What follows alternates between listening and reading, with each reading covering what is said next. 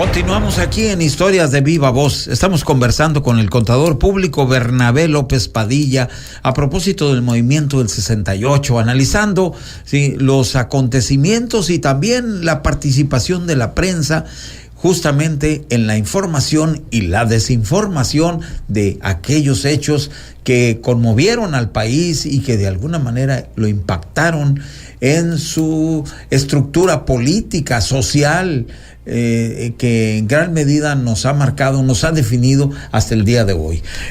Pues, Bernabé, hablamos de la prensa, de cómo participa esto. Veíamos por un lado El Sol de México, por otro lado Televisa, cómo estaban de alguna manera aliados a la información proclive al gobierno, pero también había otra, mencionabas tú estas revistas que son de izquierda y que de alguna manera se mantuvieron en un plano muy crítico. Y también Excelsior, de Julio Scherer, que fue tal vez el único periódico que estuvo más o menos equilibrado. Y precisamente Julio Scherer atacó mucho a la Secretaría de Gobernación, a Luis Echeverría Álvarez, porque pues hay muchos intereses creados, tú lo sabes.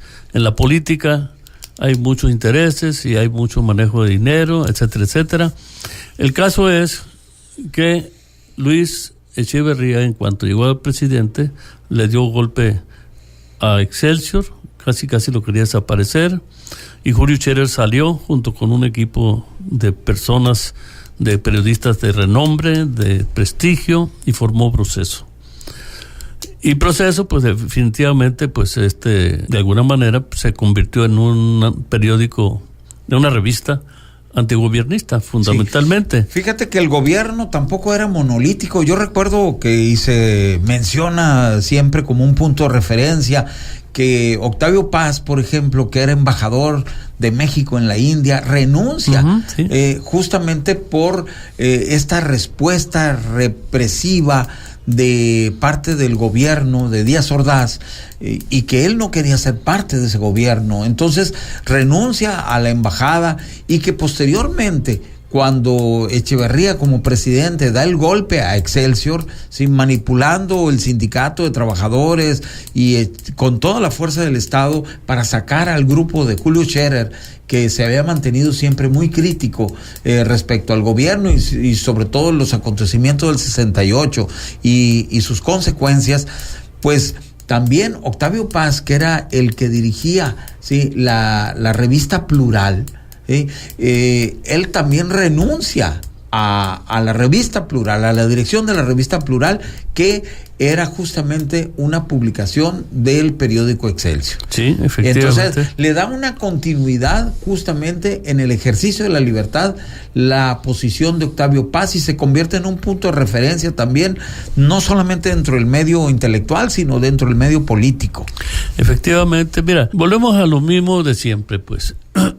Vámonos a qué son estos señores. Son representantes de Estados Unidos, de la CIA, Echeverría, Díaz Ordaz, Gutiérrez Barrios, que son los identificados hasta ahora. A lo mejor dentro de unos 10 años, algunos archivos secretos de la CIA, sale que José Armando Infante también es un miembro de ellos. Entonces, hay muchas cosas que uno acá, el pueblo, no captamos ni sabemos, ¿no? Ahorita mismo se habla de Videgaray, que es amigo del yerno de Trump, en efecto, cosas así, ¿no?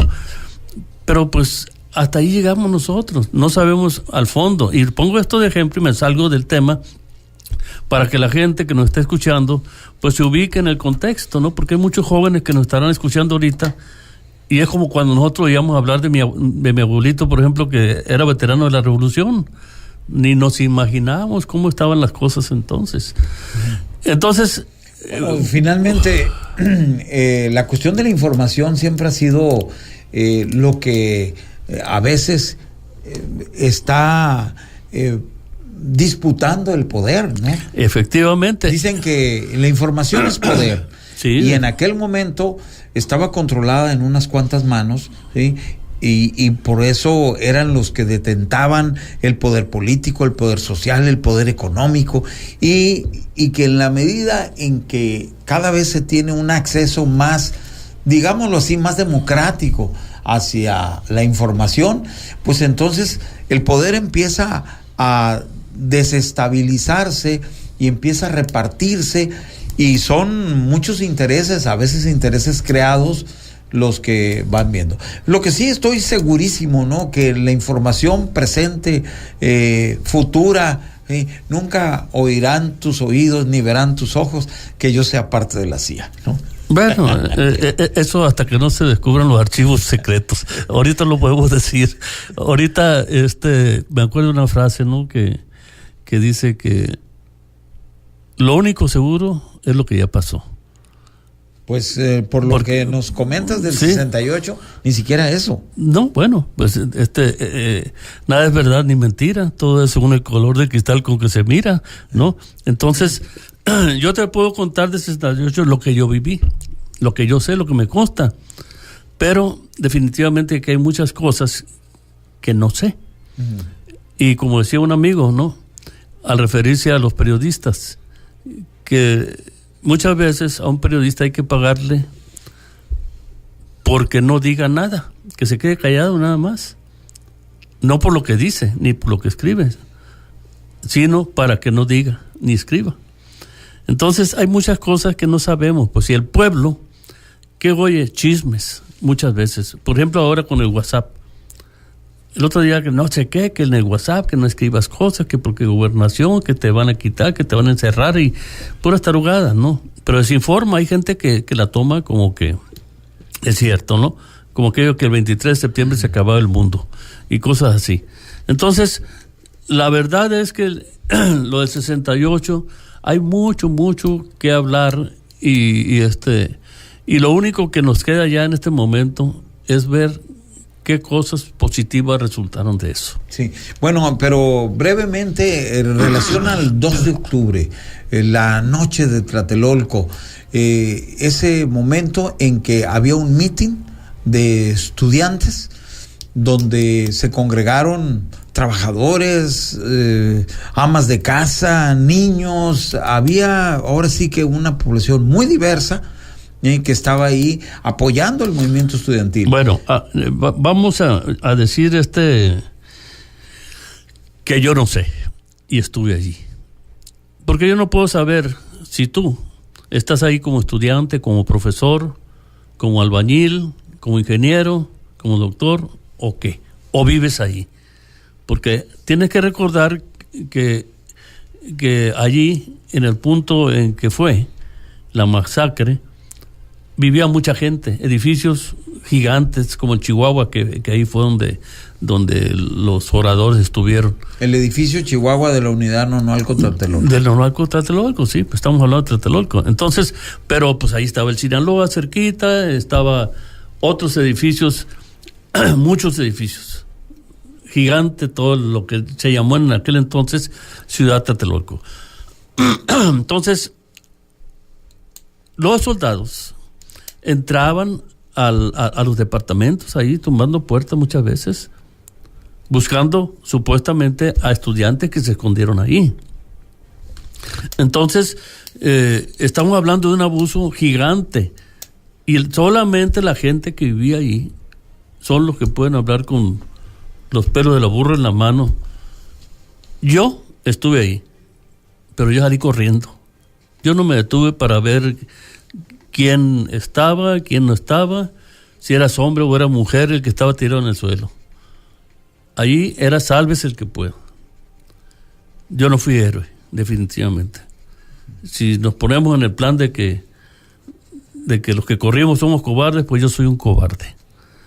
Pero estoy vivo. Los valientes o los inocentes que ni siquiera esperaban nada que les pasara, ahí quedaron. Bueno, pero hay testimonios periodísticos que están inclusive vertidos en muchos libros, en donde sí nos habla de ese conglomerado diverso integrado incluso por niños, por señoras, por trabajadores, además de los estudiantes, de jóvenes, ¿no?, que estuvieron ahí presentes. Mira. Pero a lo que me quería referir es al punto en que se inicia. Hay muchos elementos de información actual que nos permiten precisar que la provocación vino de un grupo llamado el Batallón Olimpia. Así es, así es. Este Batallón Olimpia parecía un grupo paramilitar, donde estaban identificados con un guante blanco. Sí. ¿Sí? Y que mediante una señal que era una bengala, pues se inició justamente la balacera, pero proveniente de este Batallón Olimpia, y que el ejército no tenía precisión de la actuación de este Batallón Olimpia, y esto quizás haya motivado que digan nos están disparando, y que empieza a generalizarse el tiroteo entre la gente del ejército y pues también este Batallón Olimpia, pero en medio toda la gente, y empezaron a disparar, como se menciona, directamente a la multitud. Sí, este batallón. Efectivamente, un helicóptero anduvo dando vueltas y desde el helicóptero se lanzaron las bengalas.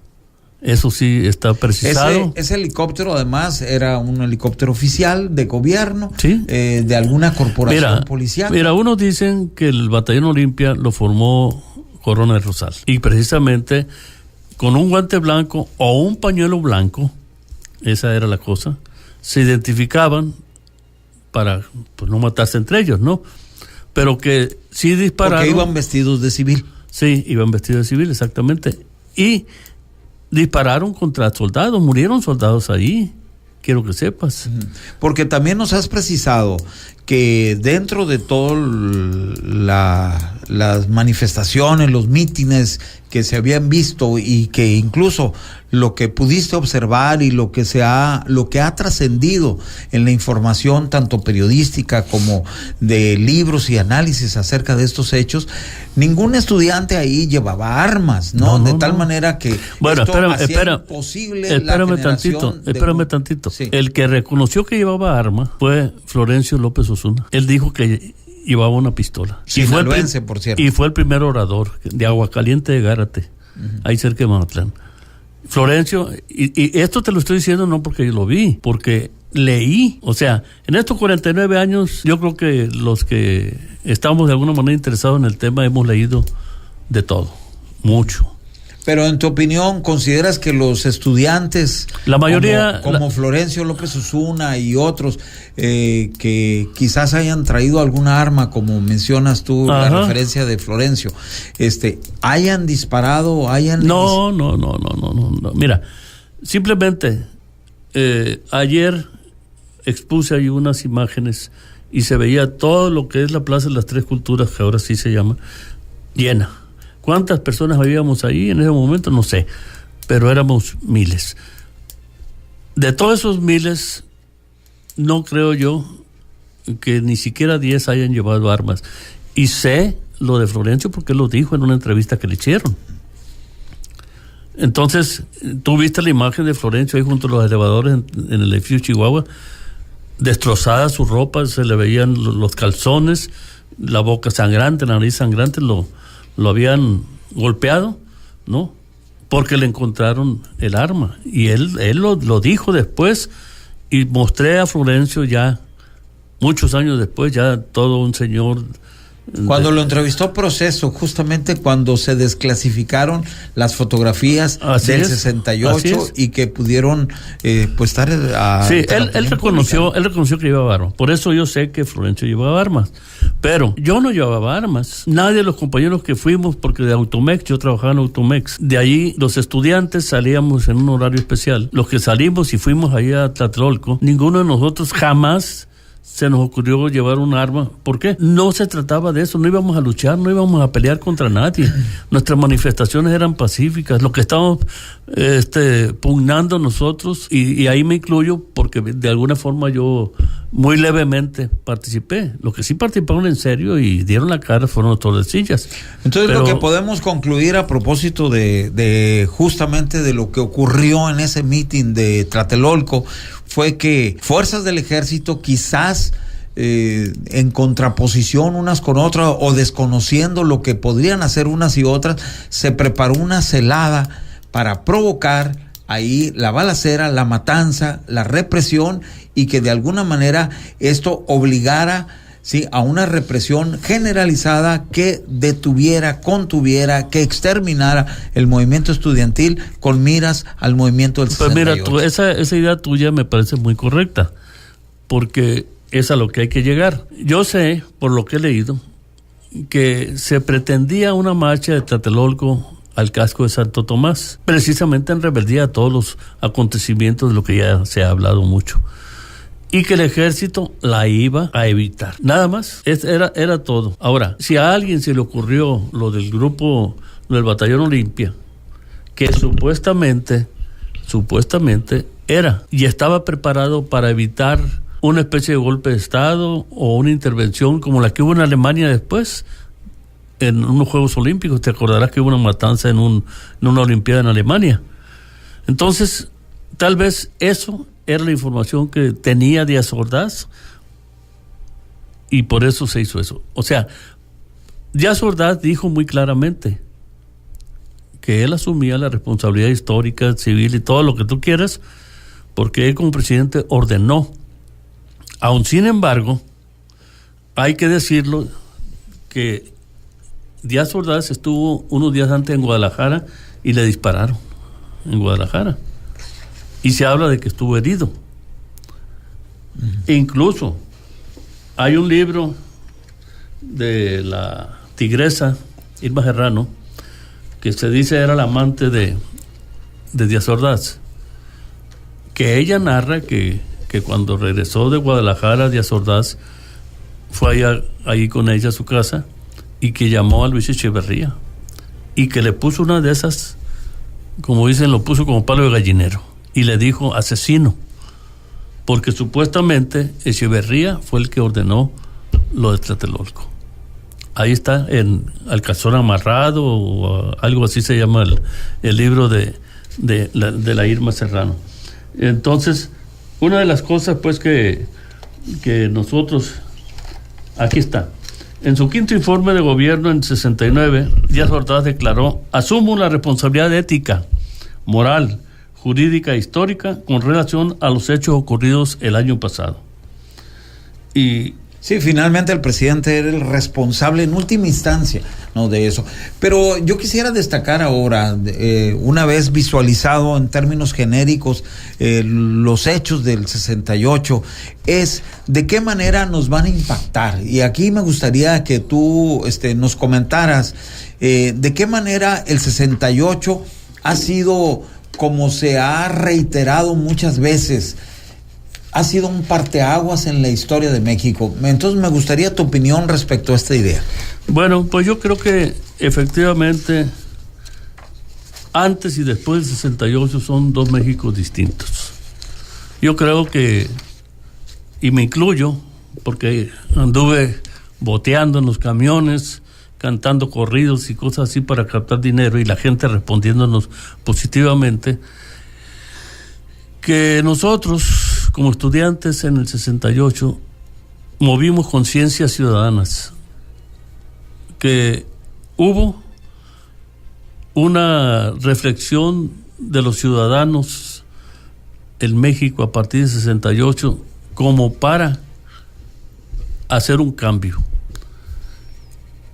Eso tuvo que haber motivado muchas cosas que hoy tenemos. Ayer lo dije y lo vuelvo a repetir. Antes nuestros estudiantes no participaban en olimpiadas intelectuales, en olimpiadas de física, de matemáticas, de esto, del otro. Como sabemos, por ejemplo, en el caso de los nietos del profesor Simón Varela, que ya han ido a olimpiadas nacionales, ahorita están con los regionales, al rato con nacionales e internacionales, incluso cuando fue Leonel Medina Varela tuvieron un éxito nunca obtenido por México. Entonces, ese es un cambio. Bueno, también, positivo. Por ejemplo, después de esta represión del gobierno, donde pues fueron muertos mucha gente ahí en un número indefinido, se habla desde los 250 hasta los 350, ahí considerando estimaciones de medios de información en aquel momento. Estoy hablando de los muertos, pero los detenidos se contaron por miles, ¿sí? Y que algunos inclusive tardaron algunos años en salir de prisión, pero también muchos de ellos que tenían una visión de izquierda, pues optaron por otras vías de lucha política, como es la guerrilla, y de ahí hasta posteriormente que hubo la famosa apertura política que se inicia todavía en el periodo de Echeverría y que se va a concretar en la reforma política de López Portillo, donde le va a dar cabida y alternativas a esta acción política distinta, diferente, y que permite la incorporación de estos antiguos guerrilleros en ciertos partidos políticos. No sé, recuerdo, por ejemplo, el Partido Mexicano de los Trabajadores, el PMT, que justamente lideraba el ingeniero Eberto Castillo, ¿no? Por ejemplo, y como incluso el Partido Comunista, que se había mantenido en la clandestinidad o cuando menos fuera de las redes oficiales, se incorpora a la lucha democrática de manera frontal, formal, pública, ¿no? Y esto pues fue una serie de cambios que se derivaron a partir del 68, donde se cimbró toda la estructura política quizás anquilosada de México, y empieza a transformarse de tal manera que también mencionabas el caso de los jóvenes. Bueno, los jóvenes se incorporan no solamente en el ámbito de la educación, sino la producción, la ciencia, la tecnología, el arte, toda una serie de transformaciones que nos indican una cultura distinta a partir de 68. Sí, definitivamente tienes mucha razón, porque por ejemplo, Pablo Gómez del PRD, muy destacado últimamente, está creo que en la Asamblea del Distrito Federal, lo que era DF. En fin, podemos citar a mucha gente que después fueron funcionarios públicos, como el Pino Martínez, por ejemplo, Salvador Pino Martínez de aquí de Los Mochis, Luis Cervantes Cabeza de Vaca, también de acá, de Los Mochis, mucha gente que posteriormente estuvo en puestos políticos, ¿no? Así es. Sócrates Campolemos, por ejemplo, últimamente ya él tiene su propio negocio, su periódico y esto, pero estuvo bastante tiempo en el gobierno de Tlaxcala, y así quizás son innumerables, ¿no? Lo único que sí sostengo es que toda tragedia que ha sufrido México, al final de cuentas, han salido cosas positivas. Ha habido cambios, y todos los cambios son dolorosos. Nacen nuevas ideas, nacen nuevas personas, vamos a decirlo, nuevas personas en el sentido de que ya salen con, como dicen los chamacos de ahora, con otro chip, ¿no? Más avanzado. Ha sido para mejorar.